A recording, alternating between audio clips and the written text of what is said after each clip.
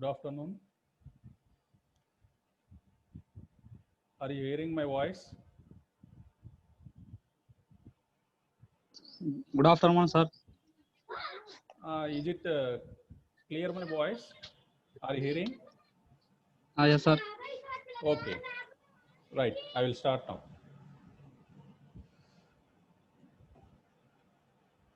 This is Dr. Venkateswara Rao from Department of History, University PG College, Sikidrabad.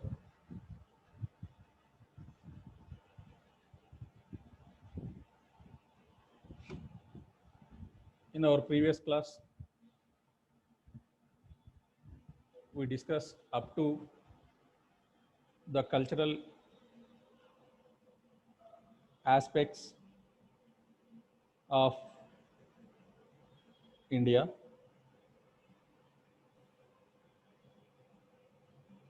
We discussed up to the 16 Mahajanapadas. You already aware that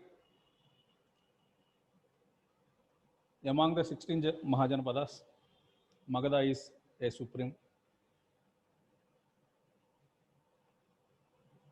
And in all 16 Mahajanapadas, we find a monarchical form of government,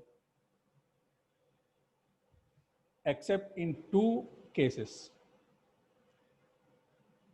One is Malla and Vajji or Vajji. You find a republic form of government.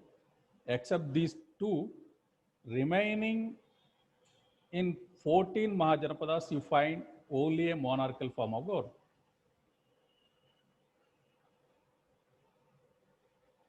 And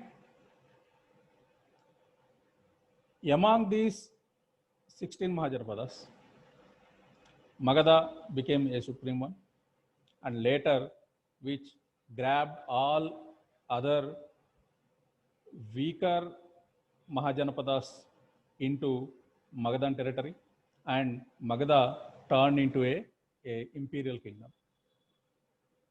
Imperial kingdom under Aryanka dynasty. You are well aware, the first imperial king was the Bimbisara. He was succeeded by Ajatashatru.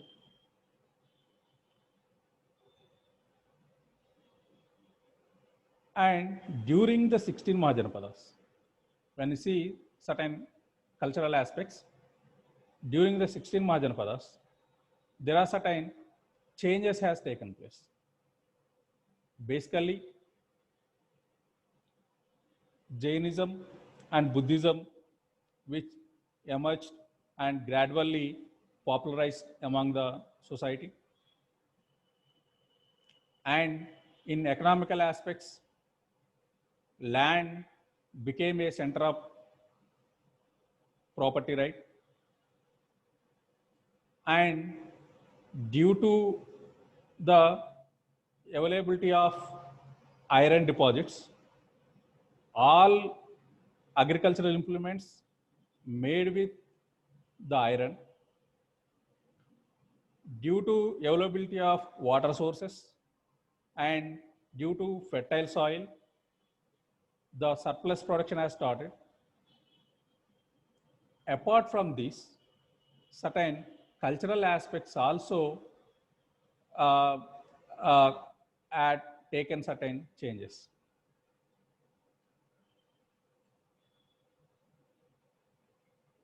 Okay, yesterday we already discussed certain things which are changes among the religion. And during these 16 Janapadas, the same situation is continued.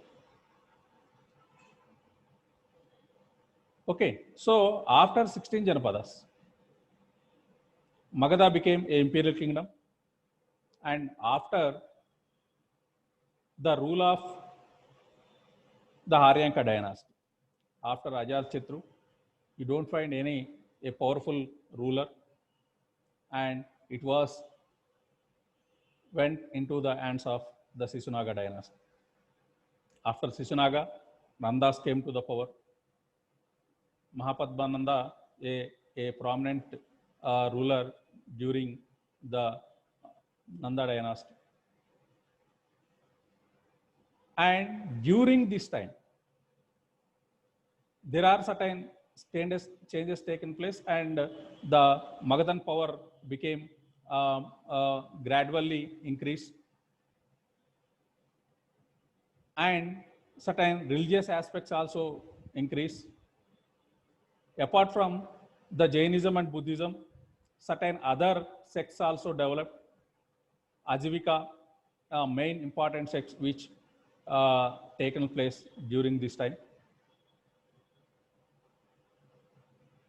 Apart from these indigenous aspects, there are other changes taken place at this period by invasion of a foreign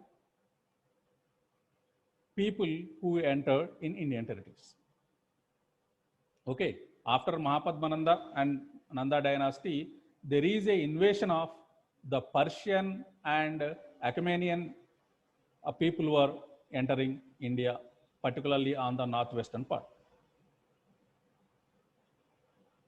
Okay, in northwestern part, you have the two important Mahajanapadas,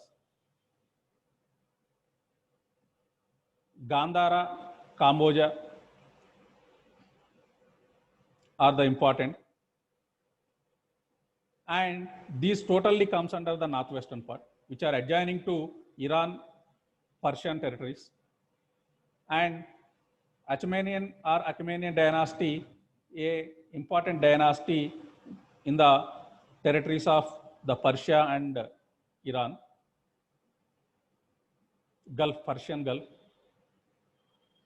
So there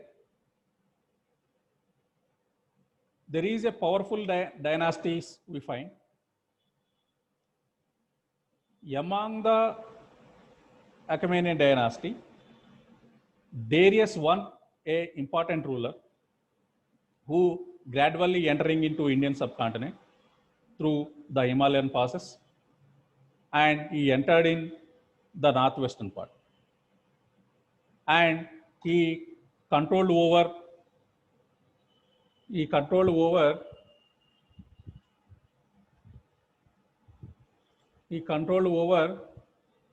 northwestern territories, and he ruled for a couple of decades. After Darius, Xerxes, a important ruler who ruled. During this time, and during the rule of the Persian rulers, there is certain composite culture you find. There are certain important cultural changes taken place in Indian context. Among them, the first one is a new form of script which started in India. You already aware the Kharosthi script, which oftenly found in the inscriptions of Ashoka, which written from right to left were basically which started during the period of Persian rulers. And also there is a interaction between the Indian subcontinent and Iran and Persian territories are started. Various travelers who entered in Indian subcontinent. There is a composite form of culture has started. And later you find a certain mixed form of art and architecture which started in India, which is starting from this period onwards. Okay, so later during particularly the rule of Alexander, a development of a Gandhara school of art which is taken place basically from this period onwards. Okay, these are certain things which happened during the period of these Achaemenian or a Persian rulers who ruled in ruled the northwestern part of India. After this, there is a formation of a powerful dynasty which covered the majority part of Indian subcontinent has started with Chandragupta Maurya. We say none other than the Mauryan dynasty. You are well aware that from Chandragupta to the last ruler of Mauryan dynasty, maybe Samprati are like that. There are lot of things happened. Many changes taken place, not only in the political or administrative structure, but also in other social, economic, and cultural aspects. So basically, the foundation of foundation of Mauryan dynasty had certain theories regarding the origin of the Chandragupta Maurya. Many sources had certain differentiation. Deepavamsha, Mahavamsha, a Sri Lankan chroniclers which giving Chandragupta Maurya from a Shudra clan. Many other sources saying that he is from the Brahmin clan. Likewise, there are certain difference opinion among the historians regarding the origin of Chandragupta Maurya. Anyhow, the Mauryan dynasty has started. During the Chandragupta Maurya, a well-established administration also started. And after Chandragupta Maurya, Bindusara came to the power. After Bindusara, the great Ashoka came to the power. And during the Ashokan time, many cultural aspects we find which never observed before the Mauryan dynasty. During the Mauryan period, agricultural process started in a planned way, and the deep forests also cleared and turned into a cultivable land.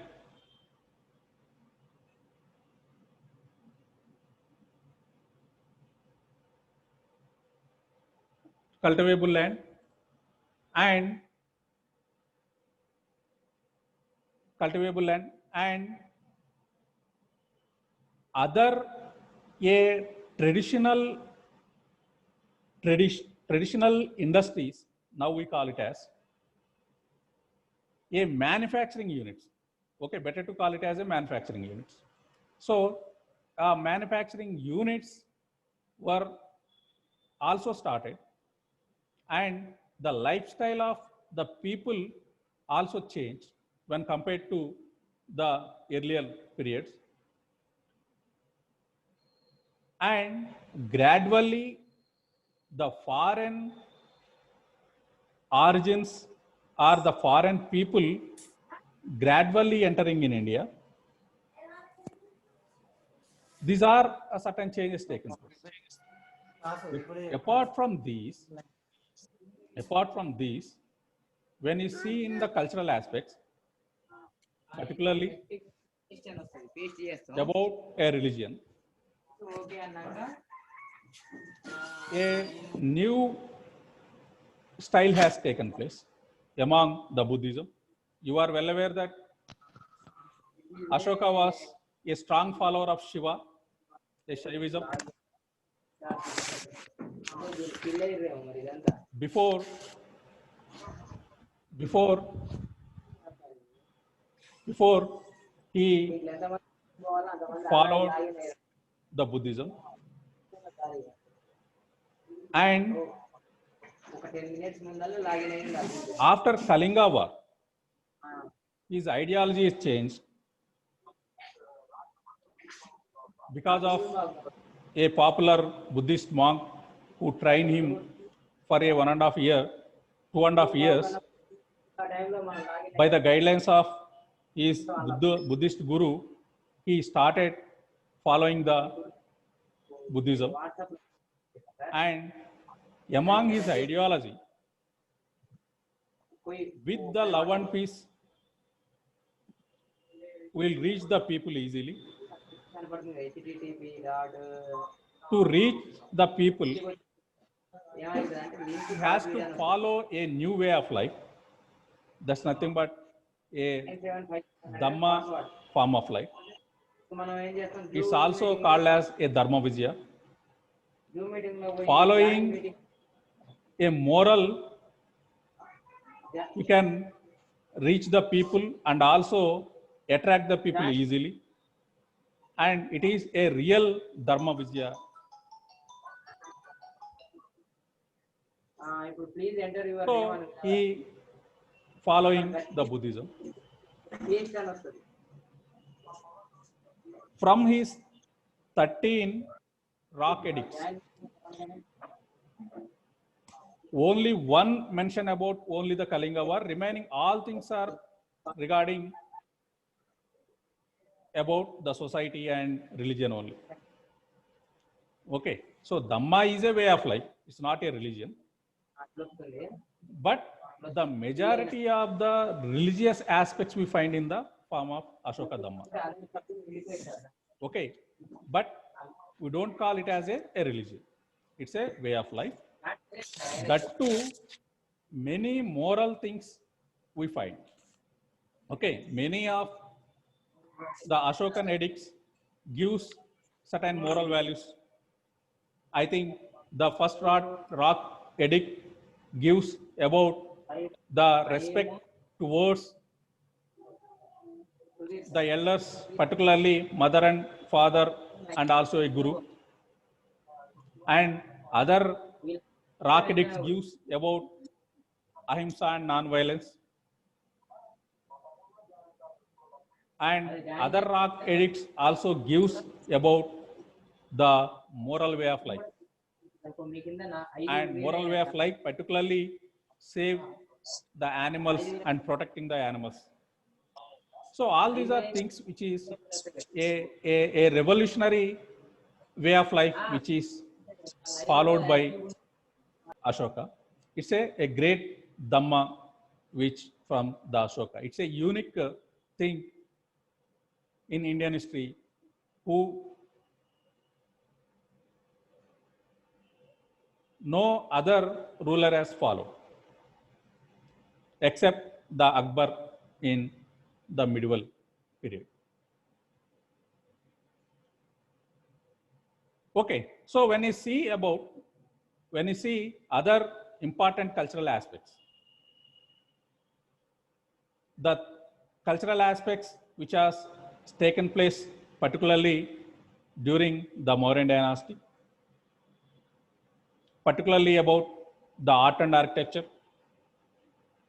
Among the art and architecture, many new form of constructions have started.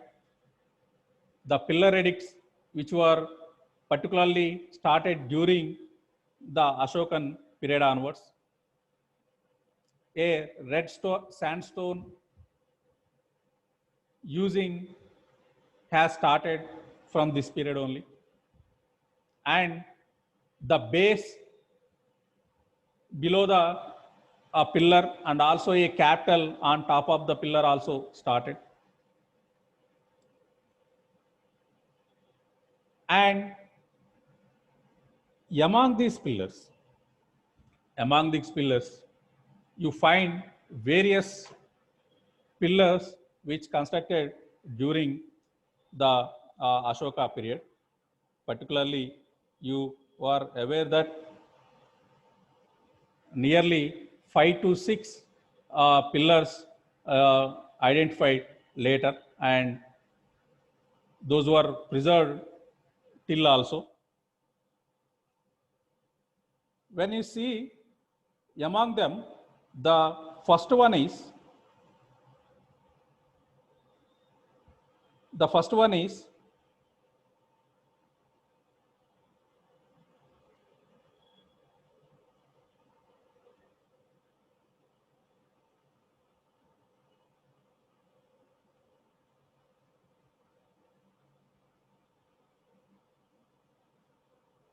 okay. The first one is Lauria Nandanagar, which is still in Bihar. Some remains also we find. So Nandanagar, this is a 32 feet tall column, has almost 50-ton seated line capital, which is on the top of that pillar. Okay, and it is a best example. And next one is Ramapurva Bull capital, which is also an important pillar from the Mauryan dynasty. And also the most famous capital is the Sarnath. Okay, so Sarnath, which shows 4 lions and a Dharmachakra. Okay, you are aware that this is the which is a emblem used for our government, used for our government from the Indian, which turned into a modern republic. Okay, so among these other certain important well-known remains you also observed, particularly a figures of Yaksha from Dedurganj, and which is a important a sculpture we find in it, and the important aspects of this art and architecture during the Mauryan was they were a best quality architecture we find, and they are not even attracted to the rust. Okay, so they never those pillars, they never attracted to the rust. Okay, it means they are still very strong. Okay, so apart from this, we also seen certain other things also, like the pillars, particularly a polished glass which is they use. It means it is looks like a mirror, a quality polish we find. Okay, so no other things, particularly no environment or climatical changes has taken place, which never attract to those things, never affect with those things. Okay, so likewise, they well polished also we find among the Mauryan pillars. Okay, so apart from the construction of pillars, we also find certain starting of a cave structures also. Okay, so a rock cut caves.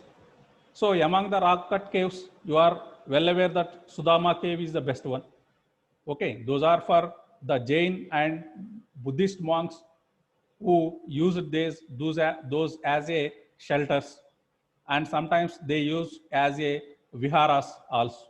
Okay, so in Buddhist art and architecture, you find the 3 form of places, holy places. Okay, among them, the vihara, stupa are the best one. Okay, both are the best. So viharas and stupa, vihara is a shelter or a prayer hall or places, and stupa is a relic of a particular Buddhist monk who died or expired. Okay, so the stupas also you are observed during the Mauryan dynasty. Okay, so apart from these, there are other certain changes, particularly cultural changes has taken place among these Mauryan dynasty. Basically, you find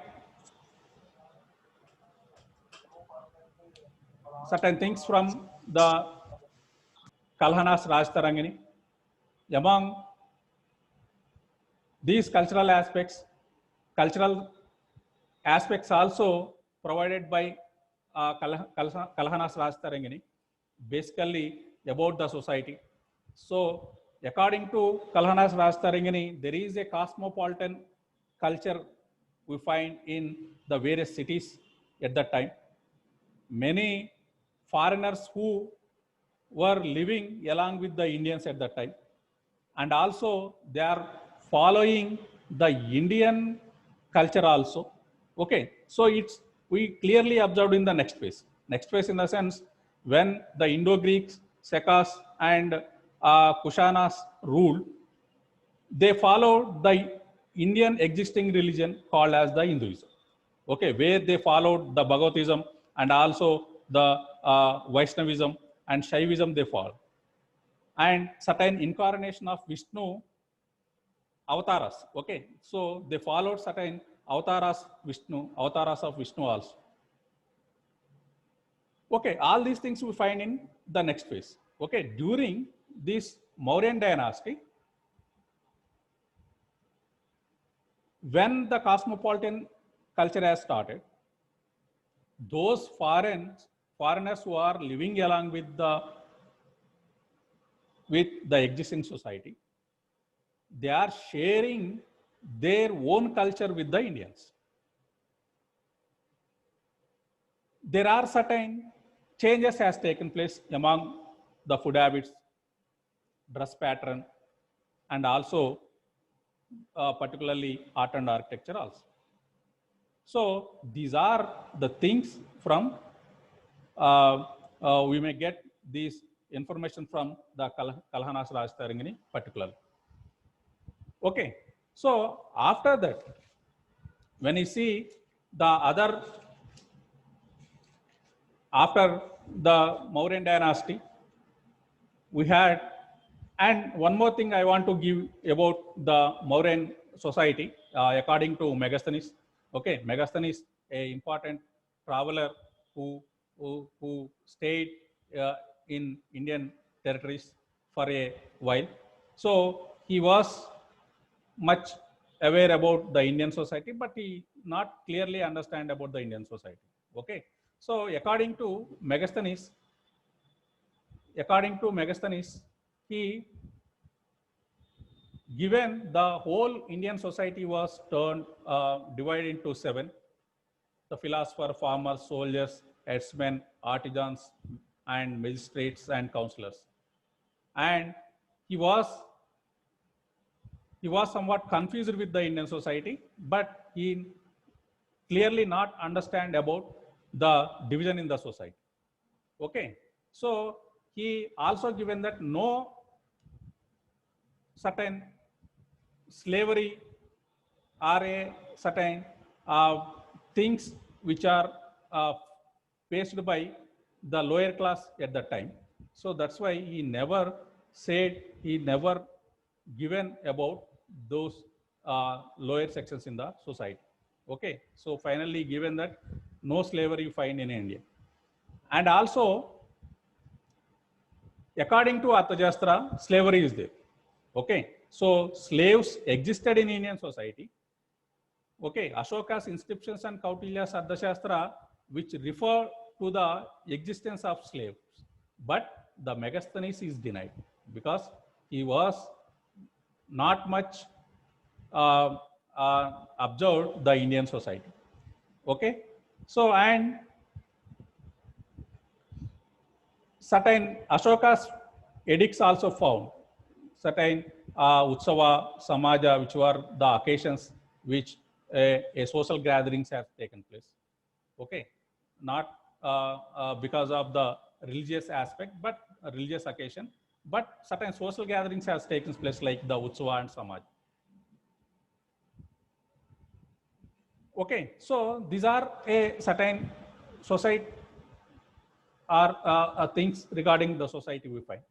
Okay, so certain division is there. The division may be clearly shared their occupations because we have a evidence of a certain taxes levied on the manufacturing units. Okay, so where the taxes also collected from the a meat shops also, and a certain taxes also levied on the minings also. Okay, it means there is a division of society according to the occupation. The people were working in the various fields. Okay, it's a clear, right? So when you see the religious life, we find particularly a Ajivika sect at that time, and already existing religion in the Hinduism is continuing. And apart from these, the Buddhism and Jainism also emerge, those also continuing, and mostly majority of the people were attracted to Hinduism only, even though the Jainism and Buddhism also there at that time. Okay, so Ajivika sects also attracted by some a little section of the people. Okay, so during or within the Hinduism, Indra, Varuna, Shiva, Skanda, and Vasudeva are the important important gods which the people have worshipped. Okay, so all these are things regarding the regarding the society during the Mauryan. Okay, so when you see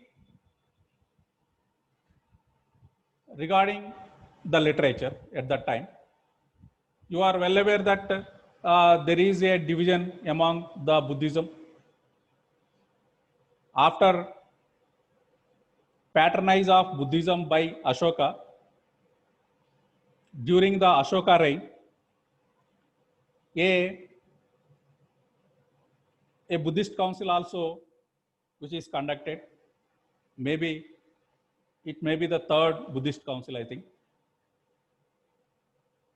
So this Buddhist, within this Buddhist council, there is a division in the Buddhism. Okay, so there is the division, particularly the Mahayana, maybe Mahayana and Hinayana. Not Mahayana and Hinayana, there is another division, the first division in Buddhism.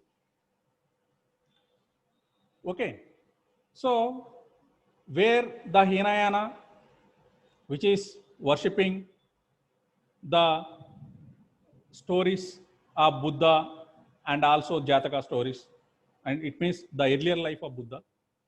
Where is Mahayana, which is worshipping the image of Buddha? This is the basic difference here. So here, Hinayana, Mahayana were equally patronized, but from the Mauryan dynasty onwards, Hinayana having somewhat a more worshipping started when compared to the earlier days. Okay, so these are certain important things which started, which we find during the Mauryan dynasty. When you see after Mauryan dynasty, there is the entry of other other foreigners who entered in India, particularly the Indo-Greeks and the Parthians, and also Shakas and Kushanas. Okay, so one more thing I want to miss here, which is a a rule of Alexander.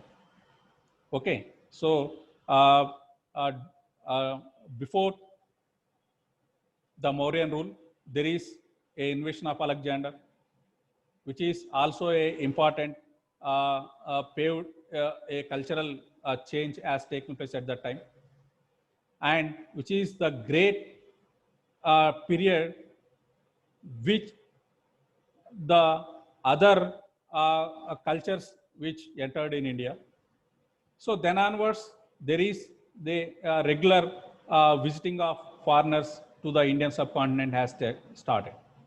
Okay, so when the Mauryan dynasty has ended, after there is a big gap up to the Mauryan, the Gupta dynasty has started. Okay, so among these Indo-Greeks, there are certain changes taking place, particularly among the society.